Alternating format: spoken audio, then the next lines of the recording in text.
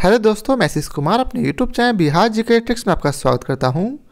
आज हम लोग सीमावर्ती राजवंशों का उदय एवं राजपूत काल के सभी महत्वपूर्ण प्रश्नों को इस वीडियो में देखेंगे। तो यदि आप लोगों ने अब तक हमारा channel Bihar GK tricks subscribe नहीं किया है तो इसे सब्सक्राइब कर लें, साथ ही बेल आइकन को जरूर दबाएं। तो आइए वीडियो को स्टार्ट करते हैं। आज का पहला प्रश्न है, उड़ीसा के गणपति राजवंश का संस्थापक कौन था? तो याद रखेंगे, उड़ीसा के गणपति राजवंश का संस्थापक कपिलेंद्र था। कौन था? कपिलेंद्र। अब आइए चलते अगले प्रश्न पर।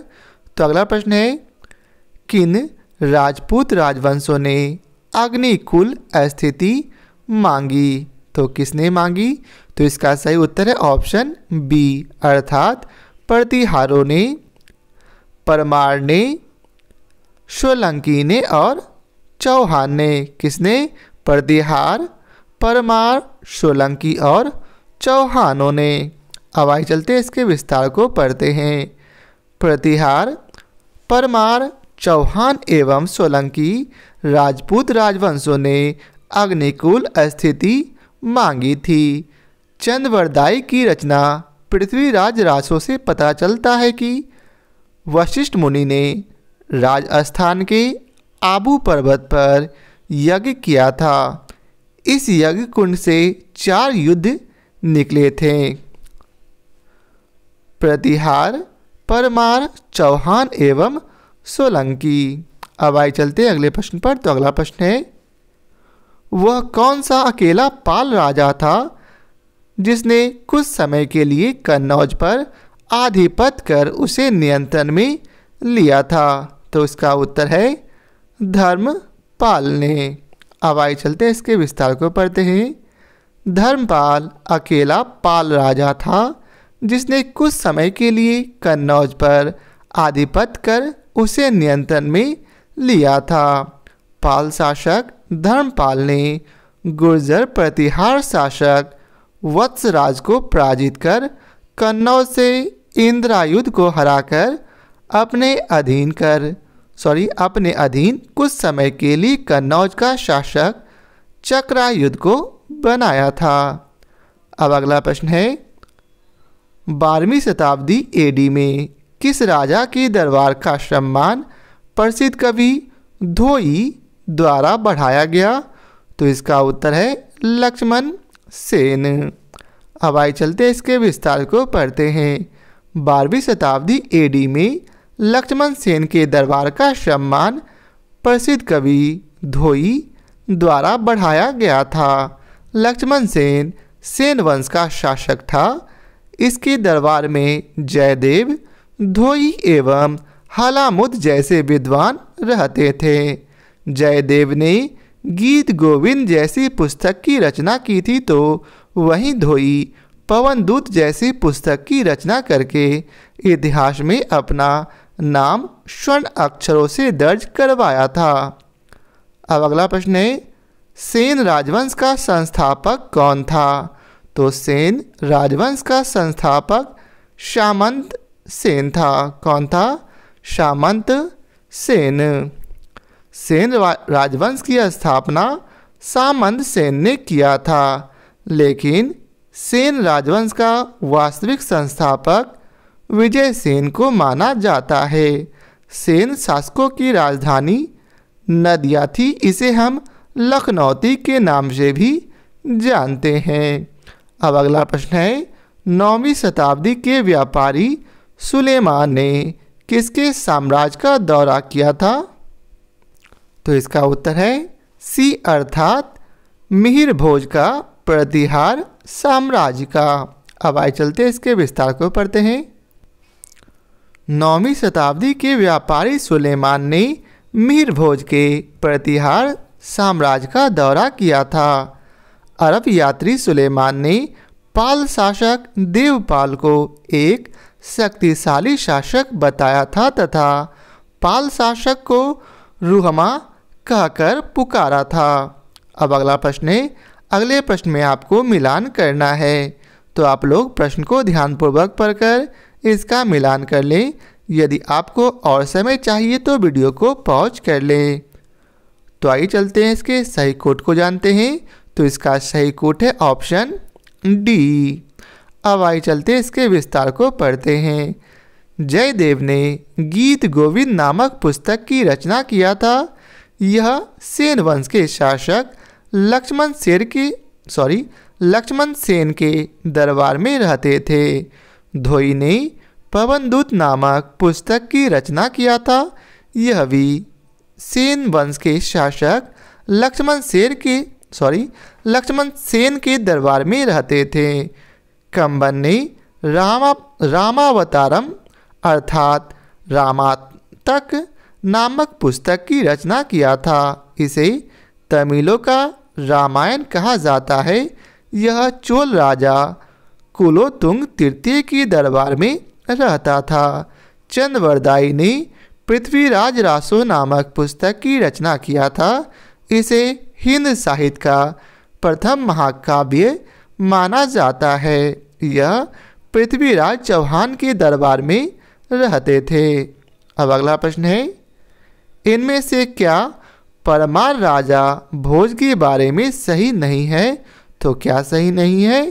तो इसका उत्तर है डी अर्थात उनके राज में अरब व्यापारी सुलेमान आया था, जो बिल्कुल गलत है। परमार राजा भोज के बारे में यह सही नहीं है कि उनके राज में अरब व्यापारी सुलेमान आया था। परमार राजा भोज के बारे में यह सही है कि वह परमार वंश का सबसे महान राजा था।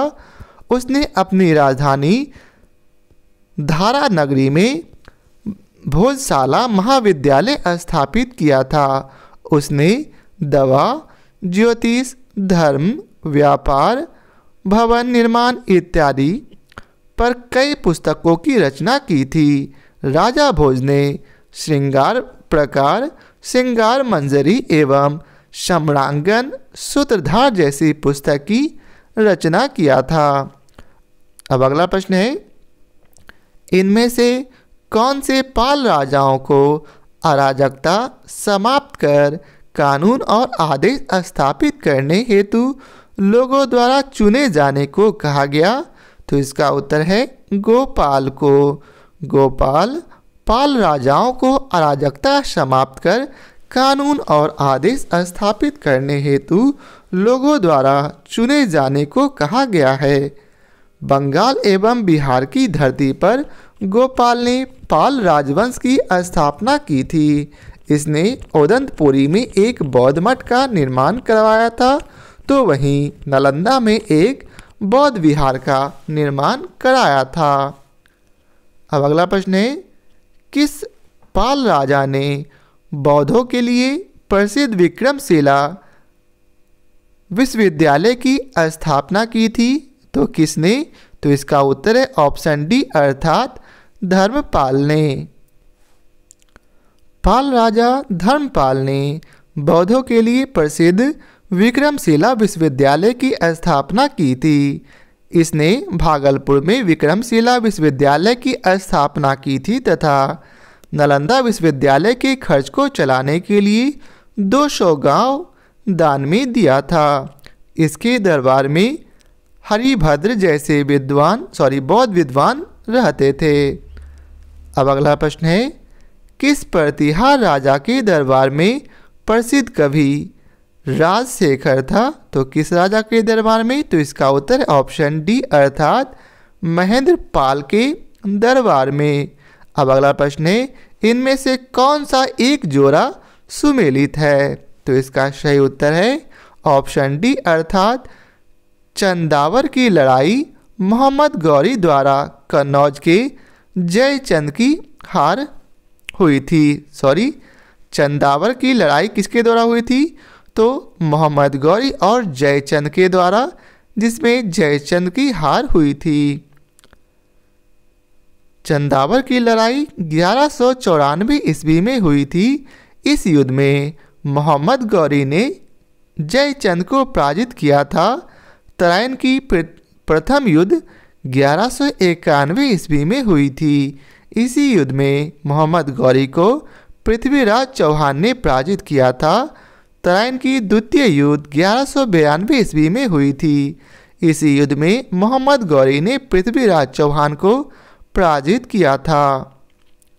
अब अगला प्रश्न है, इनमें से किसने अहमदाबाद शहर को खोजा जो गुजरात की राजधानी अनहिलवाड़ से बदली गई? तो इसका उत्तर है अहमद शाह प्रथम ने।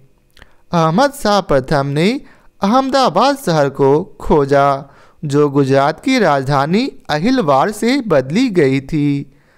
अहमद शाह को गुजरात के स्वतंत्र राज्य का वास्तविक संस्थापक माना जाता है। अहमद शाह ने अहमदनगर की स्थापना करके इसे अपनी राजधानी बनाया था।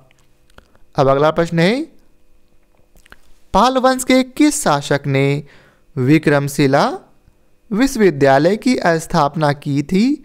तो इसका उत्तर है धर्मपाल ने। पाल वंश के शासक धर्मपाल ने विक्रमशिला विश्वविद्यालय की स्थापना की थी।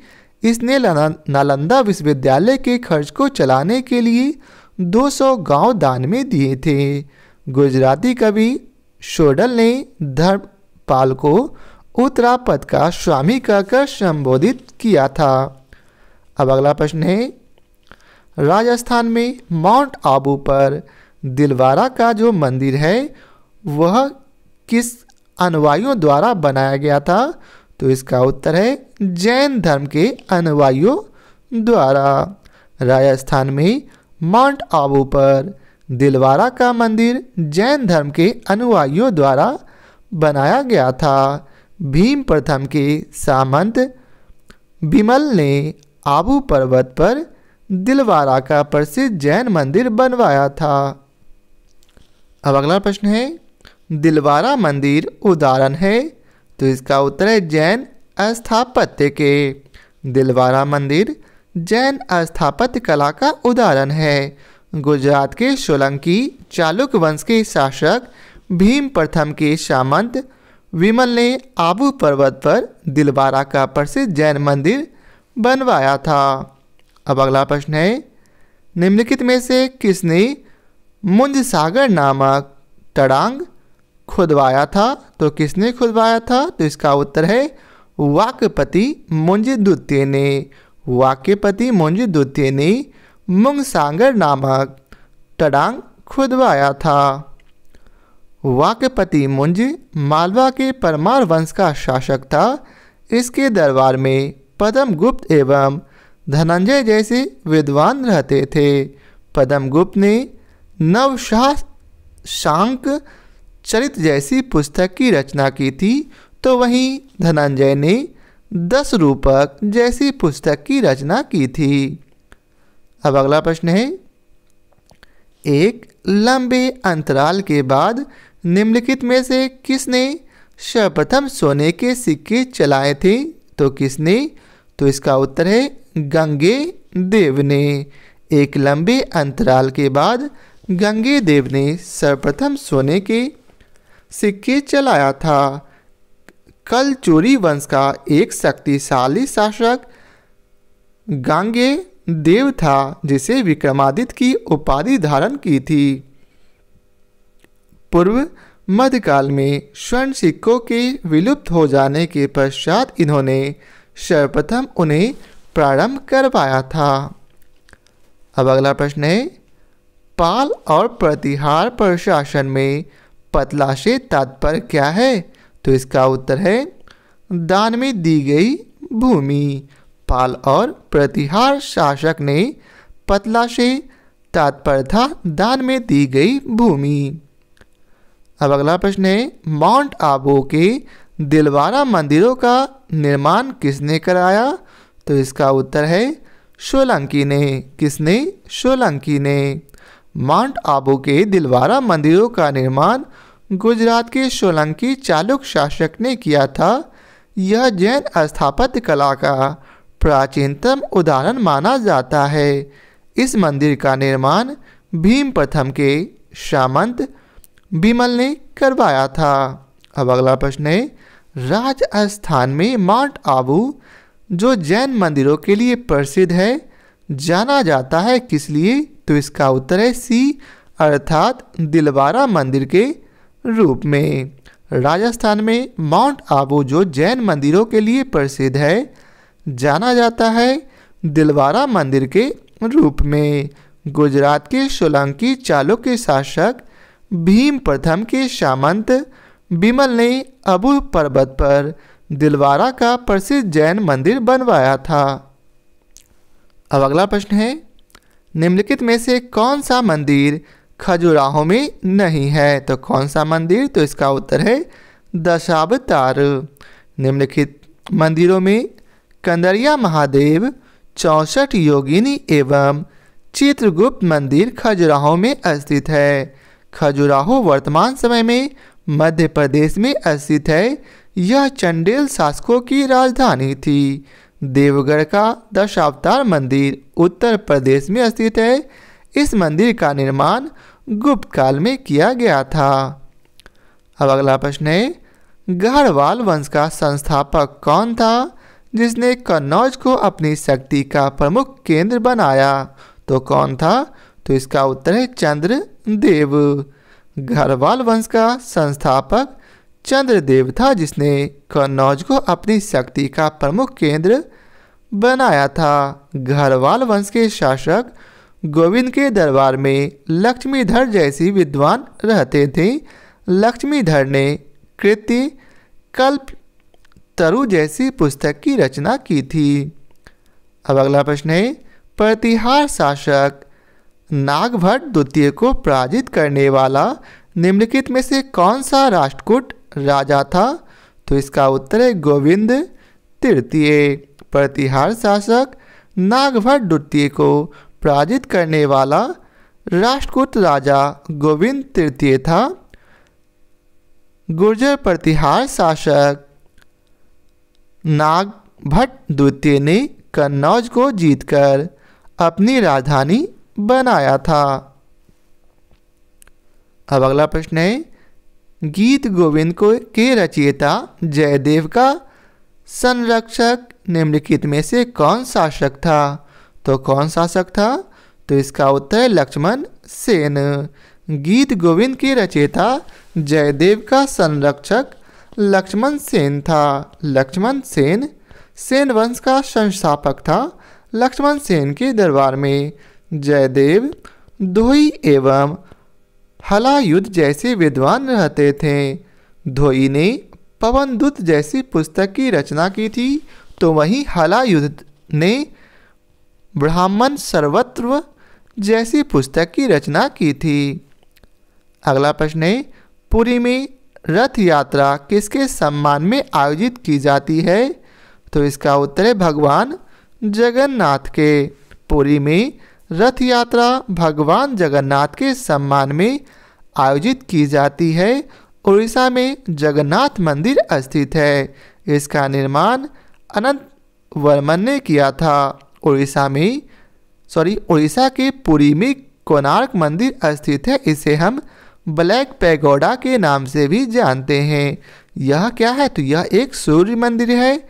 इसका निर्माण पूर्वी गंग वंश के शासक नरसिंह देव प्रथम ने किया था। किसका? तो सूर्य मंदिर का निर्माण।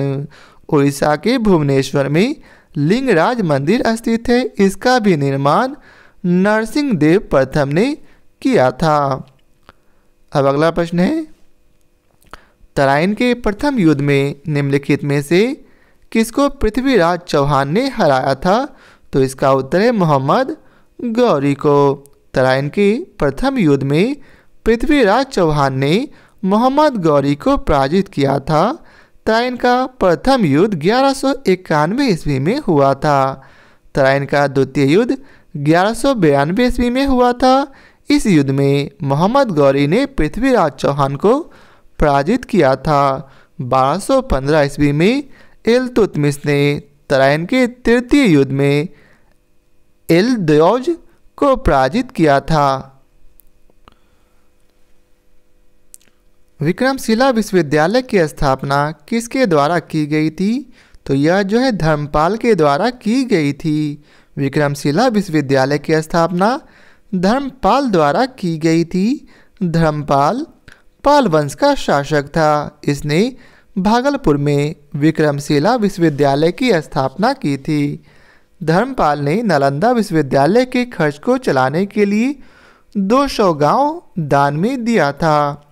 गुजराती कवि शोडल ने इसे उत्तरापद का स्वामी कहकर संबोधित किया था। अब अगला प्रश्न है, पृथ्वीराज विजय का लेखक कौन है? तो पृथ्वीराज विजय का लेखक जयानक है। कौन है? जयानक। पृथ्वीराज विजय का लेखक जयानक भट्ट था। पृथ्वीराज चौहान के दरबार में जयानक भट्ट, चंद्रवरदाई एवं विद्यापति जैसे विद्वान रहते थे।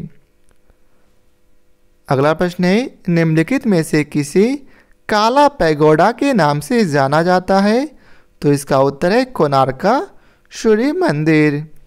कोणार्का सूर्य मंदिर काला पैगोडा के नाम से जाना जाता है।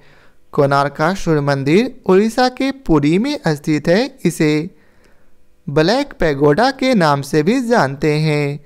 इस मंदिर का निर्माण पूर्वी गंग वंश के शासक नरसिंह देव प्रथम ने किया था। अब अगला प्रश्न है, चंदेल राजवंश की नींव किसने डाली थी? तो चंदेल राजवंश की नींव नन्नुक ने डाली थी। किसने? नन्नुक ने। चंदेल राजवंश की स्थापना सन 831 ईस्वी में नन्नुक नामक व्यक्ति ने की थी। अब अगला प्रश्न है, कोणार्क में प्रसिद्ध सूर्य मंदिर का निर्माण किसने कराया था? तो नरसिंह प्रथम ने। कोणार्का सूर्य मंदिर उड़ीसा की पुरी में स्थित है। यह सूर्य का मंदिर है। इसे हम ब्लैक पैगोडा के नाम से भी जानते हैं। इस मंदिर का निर्माण 1250 ईस्वी में पूर्वी गंग वंश के शासक नरसिंह देव प्रथम ने के द्वारा बनाया गया था। उड़ीसा की राजधानी भुवनेश्वर में लिंगराज की मंदिर स्थित है। इसका भी निर्माण पूर्वी गंग वंश के शासक नरसिंह देव प्रथम ने किया था। उड़ीसा में जगन्नाथ मंदिर स्थित है। इसका निर्माण अनंतवर्मन ने किया था। अब अगला प्रश्न है, कोणार्क मंदिर का निर्माण किसने कराया था? तो कोणार्क मंदिर का निर्माण नरसिंह देव प्रथम ने कराया था। कोणार्क मंदिर का निर्माण पूर्वी गंग वंश के शासक नरसिंह देव प्रथम ने किया था। कोणार्क मंदिर उड़ीसा के पुरी में स्थित है। कहाँ है? तो उड़ीसा के पुरी में स्थित। इसे हम ब्लैक पैगोडा के नाम से भी जानते हैं। यह सूर्य का मंदिर है। उड़ीसा की राजधानी भुवनेश्वर में लिंगराज का मंदिर स्थित है। इसका भी निर्माण पूर्वी गंग वंश के शासक नरसिंह देव प्रथम ने किया था। उड़ीसा में जगन्नाथ मंदिर स्थित है, जिसका निर्माण अनंतवर्मन ने किया था। अब अगला प्रश्न है, निम्न में से किसने माउंट आबू के पास कायादान गांव में गौरी राजवंश के मोहम्मद गौरी को हराया था? तो इसका उत्तर है मूलराज द्वितीय। अब अगला प्रश्न है, साहित्य के प्रख्यात समर्थक राजा भोज किस वंश से जुड़े थे? तो यह जो है परमार वंश से जुड़े थे। राजा भोज का संबंध मालवा के परमार राजवंश से है। राजा भोज की विद्वता को देखते हुए उन्हें कविराज की उपाधि दी गई थी। राजा भोज ने श्रृंगार प्रकाश, श्रृंगार मंजरी एवं सम्रांगन सूत्रधार जैसी पुस्तक की रचना की थी। राजा भोज की राजधानी, यहाँ ये कटा हुआ है, इसे हम लोग छोड़ देते हैं। अब अगला प्रश्न है, निम्नलिखित मंदिरों में से किसी यूरोपीय नाविकों द्वारा ब्लैक पैगोडा भी कहा जाता था? तो इसका उत्तर है कोणार्क मंदिर को। उड़ीसा के पुरी में कोणार्क मंदिर स्थित है। यह सूर्य का मंदिर है। इसे हम ब्लैक पैगोडा के नाम से भी जानते हैं। इस मंदिर का निर्माण पूर्वी गंग वंश के शासक नरसिंह देव प्रथम ने किया था। अब अगला प्रश्न है, खजुराहो मंदिर वास्तुकला के किस प्रकार को उजागर करता है? तो इसका उत्तर है नागर शैली को। खजुराहो मंदिर वास्तुकला के नागर शैली को उजागर करता है। मंदिर निर्माण के 3 शैली प्रचलन में थी। पहला नागर शैली, जिसका प्रचलन हिमालय से लेकर विंध्य पर्वत तक था। वहीं दूसरा बेसर शैली, जिसका प्रचलन विंध्य पर्वत से लेकर कृष्णा नदी तक था। और तीसरा था द्रविड़ शैली, जिसका प्रचलन कृष्णा नदी से लेकर कन्याकुमारी तक था। अब अगला प्रश्न है, उस कवि का नाम बताइए जिसने पृथ्वीराज रासो नामक एक कविता लिखी थी, जिसमें पृथ्वीराज चौहान के जीवन का वर्णन है। तो इसका उत्तर है चंद्र बरदाई। चौहान वंश के शासक पृथ्वीराज चौहान का राजकवि चंद्रवरदायी था। चंद्रवरदायी ने पृथ्वीराज रासो जैसी पुस्तक की रचना किया था। यह पुस्तक हिंदी साहित्य का प्रथम महाकाव्य माना जाता है। पृथ्वीराज चौहान को इतिहास में हम पृथ्वीराज चौहान तृतीय एवं राय पिथौरा के नाम से भी जानते हैं। अब अगला प्रश्न है, ओडिशा का विश्व प्रसिद्ध कोणार्क सूर्य मंदिर किसके द्वारा बनवाया गया था? तो इसका उत्तर है नरसिंह देव के द्वारा। ओडिशा स्थित कोणार्क मंदिर सूर्य का मंदिर है। इसे हम ब्लैक पैगोडा के नाम से भी जानते हैं। इस मंदिर का निर्माण पूर्वी गंग वंश के शासक नरसिंह देव प्रथम ने किया था। उड़ीसा की राजधानी भुवनेश्वर में लिंगराज मंदिर स्थित है और इस मंदिर का निर्माण पूर्वी गंग वंश के शासक नरसिंह देव प्रथम ने ही किया था। अब अगला प्रश्न है, पृथ्वीराज चौहान ने किससे विवाह किया था? वह उसके शत्रु जयचंद्र गढ़वाल की बेटी थी। तो इसका उत्तर है संयुक्ता। पृथ्वीराज चौहान ने संयुक्ता से विवाह किया था। वह उनके शत्रु जयचंद्र गढ़वाल की बेटी थी। जयचंद की पुत्री का नाम संयुक्ता था।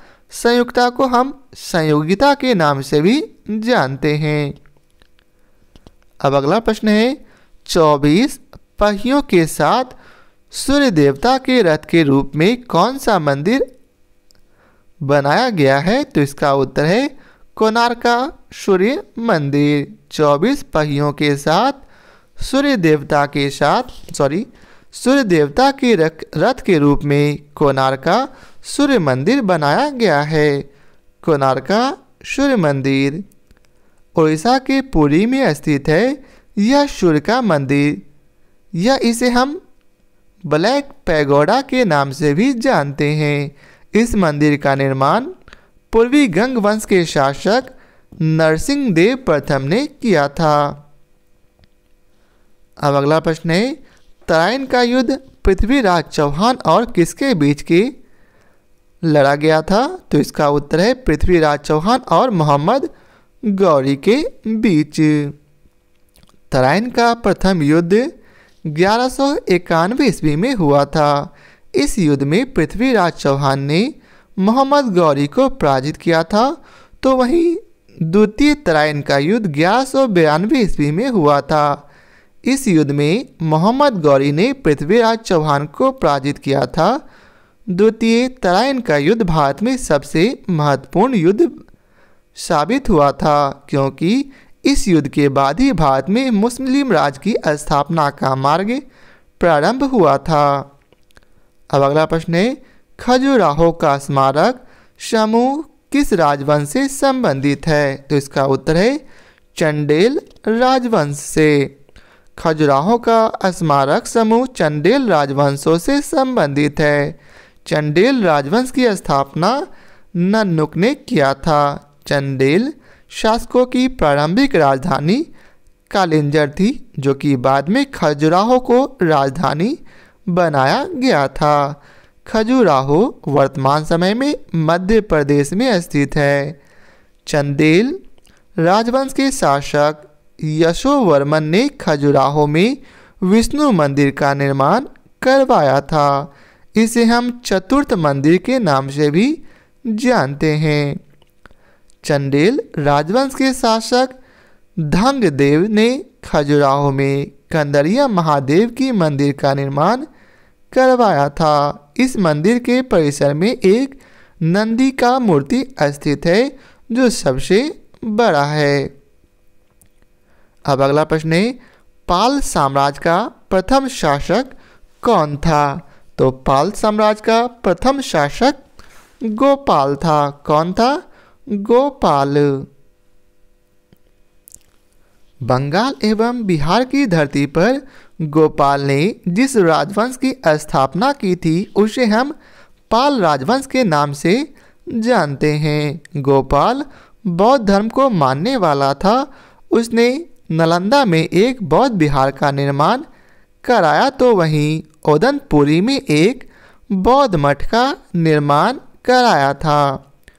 अब अगला प्रश्न है, दिलवारा के चालुक्य मंदिर अर्थात जैन मंदिर का कहाँ स्थित है? तो यह जो है राजस्थान में स्थित है। दिलवारा के जैन मंदिर राजस्थान के माउंट आबू में स्थित है। इस मंदिर का निर्माण विमलपाल एवं तेजपाल ने कराया था। अब अगला प्रश्न है, विक्रमशिला विश्वविद्यालय के संस्थापक कौन थे? तो विक्रमशिला विश्वविद्यालय के संस्थापक धर्मपाल थे। कौन थे? धर्मपाल। विक्रमशिला विश्वविद्यालय की स्थापना पाल वंश के शासक धर्मपाल ने किया था, तो वहीं नालंदा विश्वविद्यालय की स्थापना गुप्त वंश के शासक कुमारगुप्त प्रथम ने किया था। विक्रमशिला विश्वविद्यालय में न्याय, व्याकरण एवं तंत्र विद्या की पढ़ाई होती थी। विक्रमशिला विश्वविद्यालय में विद्वानों की मंडली होती थी। ऐसे विद्वानों में दीपंकर जैसे विद्वान का नाम लिया जा सकता है। दीपंकर ने पाल काल में तिब्बत जाकर बौद्ध धर्म का प्रचार प्रसार किया था। अब अगला प्रश्न है, सूर्य मंदिर कौन से राज्य में स्थित है? तो सूर्य मंदिर जो है उड़ीसा राज्य में स्थित है। सूर्य मंदिर उड़ीसा में स्थित है। इसे हम कोणार्क मंदिर एवं ब्लैक पैगोडा के नाम से भी जानते हैं। इसका निर्माण पूर्वी गंग वंश के शासक नरसिंह देव प्रथम ने किया था। अब अगला प्रश्न है, खजुराहो का कंदरिया महादेव मंदिर किसने बनाया? तो चंदेलों ने। किसने? चंदेल शासकों ने। अगला प्रश्न है, किस राजवंश ने भारत को प्रसिद्ध खजुराहो के मंदिर दिए? तो अभी हम लोगों ने पढ़ा चंदेल राजवंश ने। अगला प्रश्न है, खजुराहो के मंदिर संबंधित हैं? तो इसका उत्तर है हिंदू धर्म और जैन धर्म से। तो याद रखेंगे, खजुराहो के मंदिर हिंदू धर्म और जैन धर्म दोनों से संबंधित है। अब आइए चलते इसके विस्तार को पढ़ते हैं। खजुराहो में 85 मंदिरों के निर्माण का उल्लेख मिलता है। ये मंदिर चंदेल शासकों द्वारा बनाए गए थे। वर्तमान में इनमें से 30 मंदिर ही शेष हैं। ये मंदिर वैष्णव, शैव, शाक्त एवं जैन धर्म से संबोधित है। अब अगला प्रश्न है, खजुराहो का माँ तंगेश्वर मंदिर समर्पित है। तो किसे? तो इसका उत्तर है शिव को। खजुराहो का माँ तंगेश्वर मंदिर भगवान शिव को समर्पित है। यह मंदिर संभवतः राजा धंग के काल में निर्मित हुआ। खजुराहो के मंदिर का काल 950 से 1050 ईस्वी के बीच है। इन मंदिरों की निर्माण शैली नागर है, अर्थात यह मंदिर नागर शैली में बना है। अब अगला प्रश्न है, निम्न में से कौन सा मंदिर खजुराहो में नहीं है? तो कौन सा मंदिर? तो इसका उत्तर है सी, अर्थात दशावतार मंदिर। दशावतार मंदिर देवगढ़ झांसी में स्थित है तथा यह मंदिर गुप्तकालीन है। शेष सभी मंदिर खजुराहो में स्थित है और चंदेल राजाओं के द्वारा बनाए गए हैं। अब अगला प्रश्न है, आबू का जैन मंदिर किसने बनाया? तो आबू का जैन मंदिर किससे बना है? तो यह जो है संगमरमर से बना है। आबू के दिलवारा जैन मंदिर संगमरमर के बने हैं, जिनका निर्माण गुजरात के चालुक्य अर्थात सोलंकी शासक भीमसेन प्रथम के सामंत विमल शाह ने करवाया था। अब अगला प्रश्न है, दिलवारा जैन मंदिर स्थित है? तो दिलवारा जैन मंदिर माउंट आबू में स्थित है। कहाँ? माउंट आबू में। दिलवारा के जैन मंदिर माउंट आबू में, जो कि सिरोही राजस्थान में स्थित है। इनमें सबसे प्रसिद्ध विमल व शाही मंदिर है। चालुक्य शासक भीमदेव प्रथम के सामंत विमल शाह ने इसे बनवाया था। अब अगला प्रश्न है, दिलवारा जैन मंदिर कहाँ स्थित है? तो दिलवारा जैन मंदिर राजस्थान में स्थित है। अब अगला प्रश्न है, नागर, द्रविड़ और बेसर क्या है? तो यह जो है भारतीय मंदिर वास्तु की 3 प्रमुख शैलियां हैं। नागर, द्रविड़ तथा बेसर भारतीय मंदिर वास्तु की 3 प्रमुख शैलियां हैं। नागर शैली समस्त उत्तरी भारत में प्रचलित है। उड़ीसा के मंदिर शुद्ध रूप से इसी शैली के हैं। द्रविड़ शैली का प्रसार दक्षिण भारत विशेषकर कृष्णा नदी एवं कुमारी अंतर्द्वीप के मध्य में स्थित है। बेसर शैली का विकास नागर एवं द्रविड़ शैलियों के मिश्रण से हुआ है। कन्नड़ प्रदेश के अंतिम चालुक्य शासकों के द्वारा प्रयुक्त होने के कारण इस शैली को चालुक्य शैली भी कहते हैं। तो यह था आज के चैप्टर का आखिरी प्रश्न। आशा करता हूँ आप लोगों को हमारी यह वीडियो पसंद आया हो। यदि आप लोगों को हमारी यह वीडियो पसंद आया हो तो लाइक और शेयर जरूर करें। फिर मिलते हैं नए चैप्टर के साथ। तो आज के लिए बहुत बहुत धन्यवाद।